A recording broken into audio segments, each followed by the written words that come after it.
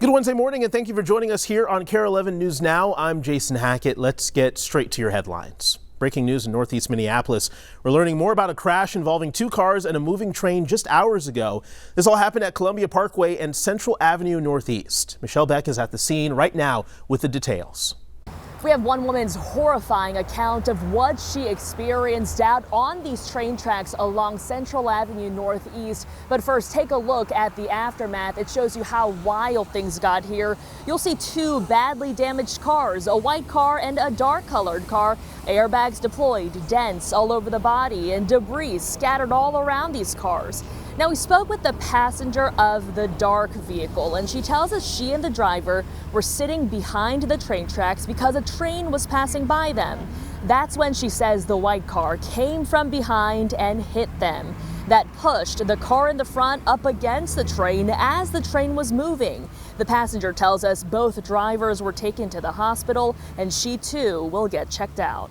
And by the way, the passenger tells us the dark colored vehicle is only that way because of all the smoke damage. Originally, it's a light blue car, but obviously all that dusted up by all that smoke. Back to you. We're in Washington, D.C. this morning on day 15 of the government shutdown, and there's no end in sight. Republicans and Democrats deeply entrenched and each holding to their party line. Now federal employees facing a missed paycheck are feeling the pinch and calling on Congress to act. We have team coverage this morning, starting with NBC's Alice Barr, who has the very latest from Washington.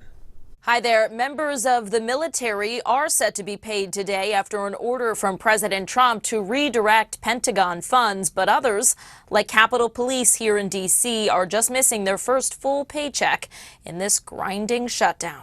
Heading into week 3 of the government shutdown, real-life consequences are growing across the country, from food banks bracing for more clients to a deepening strain on air traffic controllers.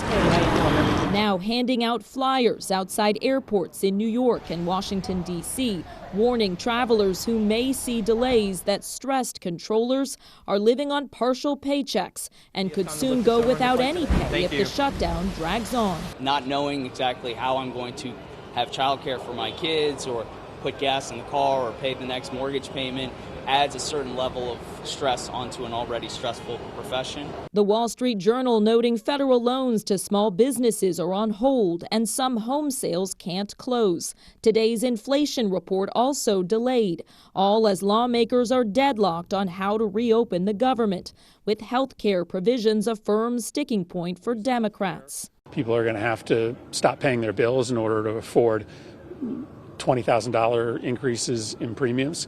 I mean, we have no choice but to fight for the people that we represent. We'll have that as soon as we get back to business. But we have to get back to business. They have to open the government. President Trump now threatening more cuts to what he called Democrat programs, promising a list on Friday of the next to go. We're closing them up, and we're not going to let them come back. With no one backing down, the shutdown's effects piling up on real people. The Senate is set to vote for the 9th time this afternoon on a stopgap funding bill to reopen the government that failed for the 8th time last night, with no reason to suspect today will be different. In Washington, I'm Alice Barr. Back to you. Also this morning, one of the busiest travel weeks kicks off here in Minnesota. MSP Airport expects tens of thousands of people to travel over the next few days for MEA weekend. Audrey Russo is there now monitoring the crowds. Yeah, that's right. They call this the holiday before the holidays, and you can see there are a lot of people, more so than yesterday, here at MSP. The airport spokesperson says this MEA weekend could constitute one of the airport's top 10 busiest weekends since COVID-19. 50,000 people expected today, 52,000 expected tomorrow. But the airport spokesperson tells me the daily communication with TSA and air traffic control is really the key to making sure things go off without a hitch. They say that they share data like passenger loads, how many people are going to be going through the TSA checkpoint lines, which right now are actually not particularly busy. They say that that communication is really important, particularly so that they can help TSA and air traffic control. For example, they tell me that they're going to staff more people here in the lobby. This is an area that's under their control in order to help the airlines and TSA get people through security faster and onto their flights. We're just thankful that we have federal workers that are continuing to operate here, whether it's at the checkpoints, other security areas, or in the air traffic control tower, which is helping to maintain operations so Minnesotans can travel.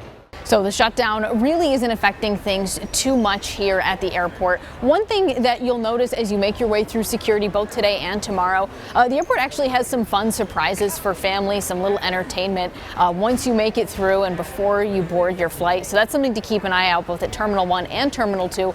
Also, they've upgraded their internet speeds to 5G throughout all of Terminal 1 and through most of Terminal 2, so you'll be able to download all of your movies, your podcasts, your content for your flights a lot faster. Back to you. Audrey, thank you very much. Developing right now in the Israel-Hamas ceasefire. Hours ago, the Israeli military announced one of the bodies believed to be a returned Israeli hostage did not match any of those known to have died. That would mean 25 have yet to be returned. Israel has identified the 3 others that have returned home. The 3 men were abducted by Hamas during the October 7th attack. Israel says Hamas is required to make all necessary efforts to return the deceased hostages. They're expected to release more today. Now, the tension here comes as key issues are being resolved, including disarming Hamas. We have told them we want to disarm, and they will disarm. And if they don't disarm, we will disarm them. And it'll happen quickly and perhaps violently. But they will disarm. Do you understand me? All living hostages were returned. The slow release of the deceased hostages, though, has caused Israel to slow aid trucks heading into Gaza.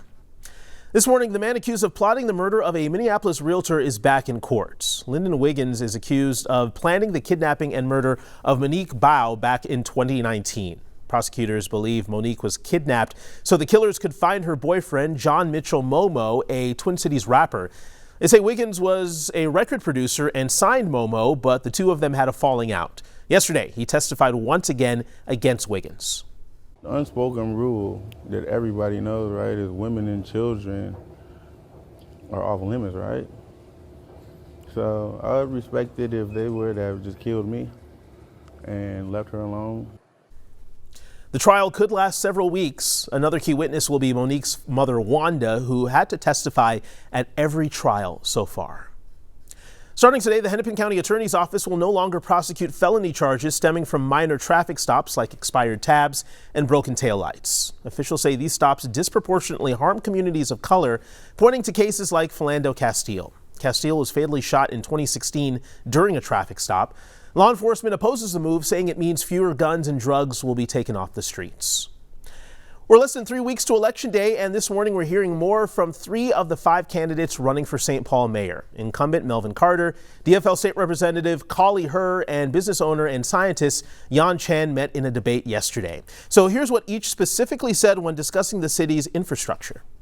Cities that have parks, cities that have amenities, cities that have good quality infrastructure, and cities that invest to keep that infrastructure kind of on the front end are going to be the cities that compete and succeed in the future. I want to be very clear. Investing in your infrastructure doesn't mean continuing to build new things. We have hundreds of millions of dollars, over $200 million of liabilities, deferred maintenance in our libraries and parks. We have over $100 million in fire. Right now, what I see, it is easy to throw money at the problems without thinking about what is how to invest in people, because people are our base. Now, the winner will serve 3 years as opposed to 4 because the city is changing its elections from odd-numbered to even-numbered years. Now, check this out. A beloved Minneapolis landmark is for sale this morning. The Tulip House in South Minneapolis at 25th Street and Humboldt Avenue is now listed on Zillow. The home is known for its incredible tulip bloom every spring. Longtime owner Lisa Stortz passed away in June, and she replanted the bulbs every year. The home has 5 beds and 3 baths and lists for $650,000. A beautiful home there. Stick with us. More news and weather right after the break.